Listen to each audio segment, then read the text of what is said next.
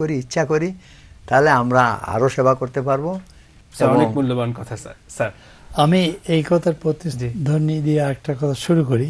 কিছুদিন আগে টিভিতে এমদাদুল হক মিলন সাহেব একই প্রশ্ন আমায় করেছিলেন যে আপনারা ভালো ডাক্তার হলেন কি করে।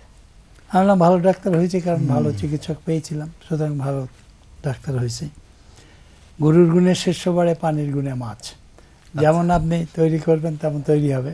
এই কথা আর এক ডাক্তার আমার বন্ধু শুনে বললেন, আপনি কি বলতে চান আমরা সব অগাবাগা, আমরা কি ভালো ডাক্তার না? সুতরাং এখানে দুটো প্রশ্ন। তবে ভালো হওয়া, ভালো থাকা, ভালো শেখা এটা আপনার উপরই নির্ভর করে।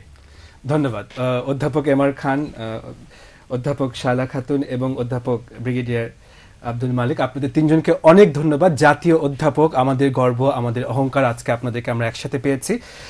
দর্শক, দুঃখ করে এমআর খান স্যার বলছিলেন আমাকে গত পরশু টেলিফোনে বলছিলেন যে 2 বছর আগে 3 জন জাতীয় অধ্যাপক একসাথে অনুষ্ঠান করেছিলাম, হয়তোবা এই বছর করছি আবার নতুন 3 জন মানে একজন নতুন, হয়তোবা সামনের বছর আমাদের মধ্যে কেউ একজন থাকবে না।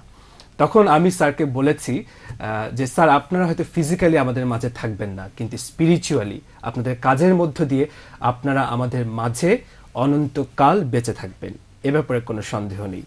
দর্শক, বেঁচে থাকুন আমাদের এই জাতীয় অধ্যাপকরা আমাদের মাঝে, তাদের কর্মের মধ্য দিয়ে, এটা আমরা সবাই আশা রাখি। সেই সাথে দর্শক, আজকে ভালো থাকুন যে 300 পর্বে পদার্পণ করেছে, তার অন্যতম প্রধান কারণ হচ্ছে, বা অন্যতম প্রধান সফলতা যদি কারো থাকে, সেটি হচ্ছে আপনারা যারা দর্শক। আপনারাই কিন্তু এই ভালো থাকুনের এই সাফল্যের পেছনের মূল চাবিকাঠি। দর্শক, একটা মানুষের সাথে যদি তুলনা করি ভালো থাকুনকে, তাহলে এই ভালো থাকুনের মস্তিষ্ক হচ্ছেন আপনারা, আপনারাই হচ্ছেন এর হৃৎপিণ্ড, আপনারাই হচ্ছেন এর ফুসফুস।